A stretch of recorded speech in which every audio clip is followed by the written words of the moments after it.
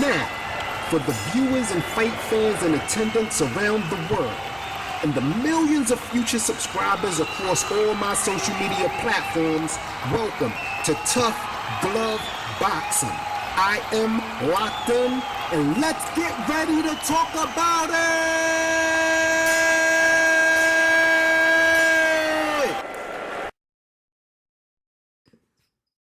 What's good, everybody? I'm locked in. Welcome to another episode of Tough Glove Boxing.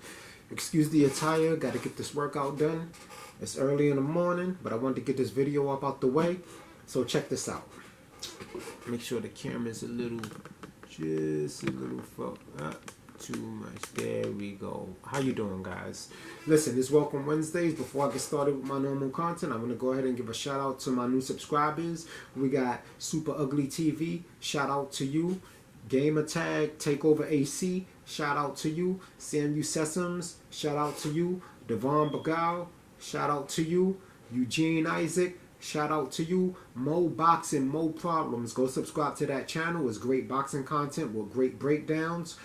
Shout out to you.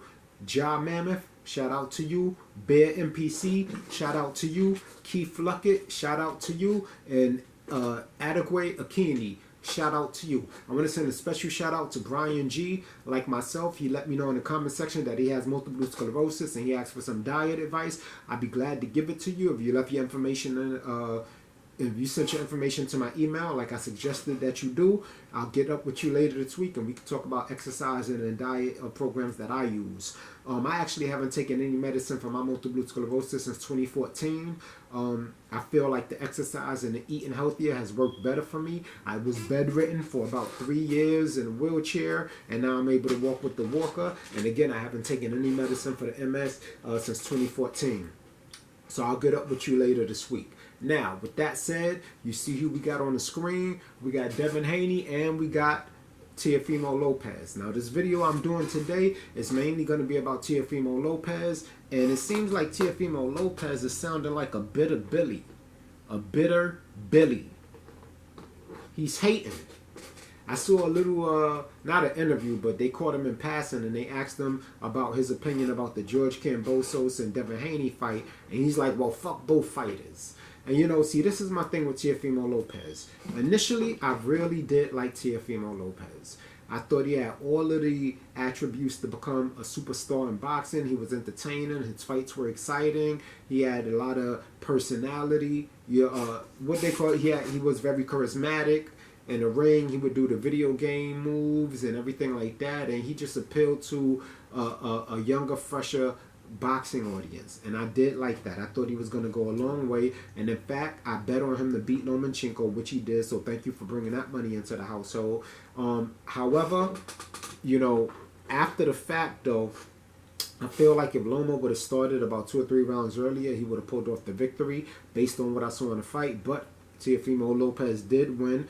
What bothered me about Teofimo Lopez was this: after he won the belts, we all know what happened, how he started behaving, how he started carrying himself. He started dismissing people on his team, firing people that helped him get where he got. We don't know the real inside details of his personal information. I don't want to talk about anything that has to do with the man's marriage or children because that's off limits. Sometimes, you know, as a man who understands a situation like that, you know, that can throw you off your focus. But my thing is, he didn't channel his energy and the things that were going on the right way. He let Triller come and throw a monkey wrench in his program because he started getting greedy. And I even hate to say that he got greedy, because he did deserve more money than he was getting paid. But at the same time, the way he went about it was the wrong way, and it proved to hurt him in the end. Now, after the thing with Triller fell through, he ended up going to DAZN, you know, DAZN, and we all saw how that turned out, right? But this is my thing. He showed a lot of character flaws after the Teofimo, after the Kambosos loss, because everything that he got on Deontay Wilder, who I'm a fan of Deontay Wilder, and I admit I didn't like the excuses that a lot of that was coming out of the Deontay Wilder camp. All right, all I wanted to see was Deontay Wilder get his shit back in blood, train hard, and come back and regain his belts. I didn't want him to, whether he believed the excuses or not, I just didn't want him to open himself up to that type of criticism. But he did. And the amount of hate that he got for that was insane. A lot of content creators jumped on the bandwagon. Teofimo Lopez was calling him a bitch and calling him all out of his name, even though despite he never disrespected Teofimo Lopez. Excuse me for shaking the camera. He never disrespected Teofimo Lopez for Teo to come at him like that. And my thing is, karma's a bitch, because all of a sudden, now that you lose to George Kambosos, you kind of turned into a William Cooper. Teofimo, if y'all don't know who William Cooper is, do your research. I mean, Teofimo had every conspiracy theory in a book as to why he lost that fight. And he did lose that fight.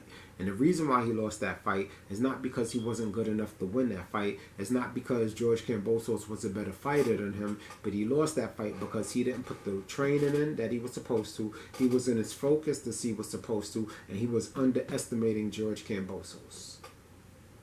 It's almost like he was doing a Rolly Romero before Rolly Romero. I didn't like how he diminished Devin Haney. I thought it was unnecessary. He was trying to erase Devin Haney so that he could be undisputed. But the fact is, he's not in the history books. He's not. Because he never was undisputed. I feel like the proper thing for him to do would have been to fight Devin Haney.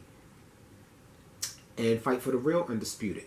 Now, my thing is this. I never understood why he didn't take that fight. I thought he had a great chance of beating Devin Haney. And I love Devin Haney. I don't say he beats Devin Haney. I don't know. But he definitely had a good chance of beating Devin Haney. I never understood why he appeared to be scared to take that fight. He was so washed up on calling Devin Haney, oh, this is an email champ. I don't need that belt. Yes, you do need the belt. Clearly, even when Canelo won undisputed and you embarrassed yourself by getting on the stage with all of your belts with Canelo Alvarez as if you were undisputed, only your name didn't go in the history books as undisputed, I thought that should have been a wake-up call that you needed to fight Devin Haney. And on top of that, you underestimated George Kambosos. And you really wasn't focused. You was doing a whole lot of nonsense antics, and it just didn't make sense. And you had a lot of content creators caping for him. Shout out to Punsh Drunk, who I do fuck with, but he was caping for Teo. It is what it is. I mean, I don't know if it's because they both Latino, and he's standing up for his man, and he should, because that family did show him love. But I'm not going to be biased towards Punsh Drunk or have any negative feelings towards Punch Drunk for doing that, because after the Teofimo Lopez loss, he came out and made a video that made a lot of sense.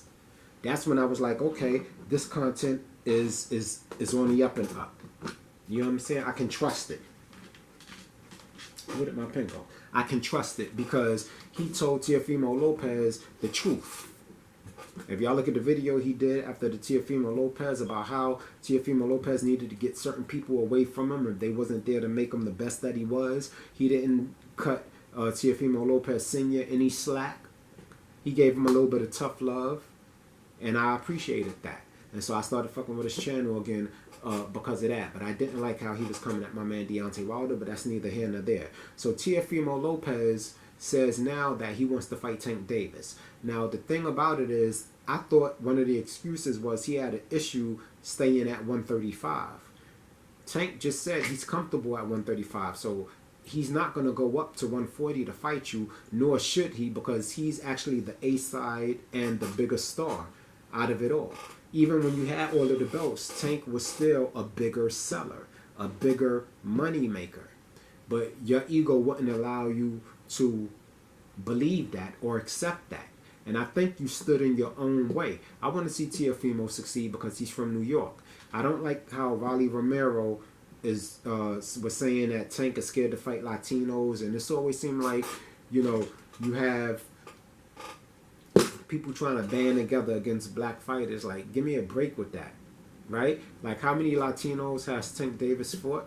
So I think Rolly was just saying anything out of his mouth. And I'll give Rolly one thing. I truly believe that Rolly sold this fight. He really contributed to selling this fight. It was a lot of his shit talking that made people want to see Tank shut him up. Because that's ultimately what it was. I never believed for 1 minute that he could beat Tank. And now everybody's talking about, oh, he exposed Tank. You used to see some of the comments is ridiculous. He exposed Tank because he hit Tank a few times. They said Tank was running, even though he's not a just, throw punches all the time type of fighter. Tank is a strategic boxer. He's a boxer puncher. And he was just setting Rolly up for Rolly to do exactly what Rolly did. And I certainly wasn't surprised that he knocked Rolly Romero out. I said that in the video before, in my prediction before the fight. But I don't like people talking about, it's almost like if you just survive a couple rounds in there with Tank, all of a sudden you're a star. Isaac Cruz lost to Tank, now he's a star because he hit Tank a few times. Tank beat that man with one hand. But that's not what y'all going to say, right? Rolly was winning a fight. Was winning, ain't winning in boxing. He was winning a fight up until he got knocked out. Yeah, he got knocked out. He got knocked out, and it was evident that he was going to get knocked out because his hands were never at his side. His defense was never really there. He was using his shoulder and his leaning back as his defense. That's not going to work with a fighter like Tank. Right? But anyway, he did the best that he could, and I'll give him credit for that. Would I like to see Teofimo versus Tank Davis? Yes, I would like to see that fight. I'm not going to lie. I think that would be a good fight for both of them. I think that would be a fucking blockbuster fight. You understand? I think that would be a blockbuster fight. I think that would be a good way for Teofimo Lopez to get his name back on the map, even if he performs well. Now, do I think he beats Tank? No. And if you disagree with me, you have a right to, right? I don't think he beats Tank because of what I saw in their sparring session. I think Tank, he was having a lot of issues there. Now, granted, that was a past sparring session that they had maybe a couple years ago or something like that. I don't know the exact time. Teofimo may be a better fighter now, but that's what I'm waiting to see in Teofimo's next fight. Did the George Kambosos Jr. fight take something out of him? That is the question that needs to be answered in the next Teofimo Lopez fight. I don't even think he should jump right in there with Gervonta Tank Davis. I think he needs a tune-up fight first to see where he is, to see where he is mentally, to see where his focus is, to see where he is with training and conditioning. We don't need no more of the excuses that you came up with, every excuse in the world. And even to this day, this man still says that he lost because it was set up by Dazin for him to lose so that Devin Haney can be undisputed. So if Devin Haney becomes undisputed, it was already set up like that. Even though Devin Haney is fighting under Top Rank right now. I don't know. Make it make sense, people. Make it make sense. Anyway, another thing I want to touch on right quick, I want you guys to go check out the Ariel Helwani interview with Devin Haney. I'll leave the link to that interview. I watched it this morning as soon as I woke up. It was a very good interview. It just made me like and love Devin Haney even more as a man and as a fighter. Pause, as a man, but as a fighter. And he just really has his head on his shoulders. And it also goes to show that none of these dumbass antics that George Kambosos Jr. is doing is getting to him. George Kambosos Jr. must think that all Americans think the same way. But he's fighting somebody that's a total different animal than Teofimo Lopez. Devin Haney has people around him who are not just there to get something from him. He has people around him who love him, who care for him, who want his best interests, who's looking out for his best interests. And that's the difference. And so you're not going to be able to say things to get under his skin. Devin Haney did admit the boy and the kid and all of this racist shit that George Kambosos has been saying. Right? George Kambosos, let me tell you something. If Devin Haney is a boy, you sat there in a press conference and said you gave him the opportunity to make millions of dollars. This so-called boy was making millions of dollars when you were claiming you were losing money. So really, who's the man? Who's the man in that situation, and who's the boy? His pocket's been on some man shit when you were still trying to make it. So for you to sit there and act like you giving him the opportunity for this fight is somehow changing his life. The money that he's getting paid for this fight, he just made it known he has it in jewelry. the fuck is you talking about? You talking about he exposed all of this stuff about Teofimo Lopez, yet you didn't mention one thing that wasn't on YouTube on video or out there already. But, you know, if that's your strategy, you in there with a real one, and this one is not going to go in there and try to knock you out in the first round and not have a game plan. No, this one is 100% professional and focused. Right? And that's where Teofimo Lopez needs to get back to. Anyway, if I didn't mention your name and you're a new subscriber, I want to apologize. That means that you may have subscribed and then made your you being a subscriber private, right? And in that case, I still appreciate you. I want to thank you for checking out the content. I want you to hit the like button, hit the subscribe button. If you haven't already done so, I welcome you to do so. I'll give you a shout out on next Welcome Wednesdays. And actually, before I wrap it up, I have something interesting about one of the other content creators that I saw. I want to say something to Punsh Drunk because he put out a little video, right? Hold on, let me see if I can pull it up for you guys right quick. Because I thought it was pretty funny. Yeah, here we go. You guys check it out. Check it out. Yeah, motherfuckers. I'm calling all y'all motherfucking pussies from YTBC. Yeah, we go live. Let's shoot the fair one. Let's shoot the fire. Tell him. Yeah, I'm calling all y'all motherfuckers out. All y'all motherfuckers. Punsh Drunk look like he kind of husky. He might be like, what, 168? Everybody live. Anybody can get it. Anybody from the New York area, you one of my haters, I'll fuck your ass up. Okay, okay. Yo, I was wondering, yo, right? I was wondering who he was talking to. Look, look, look, look. Do that shit, Punch. Do that. Look, look, look, look.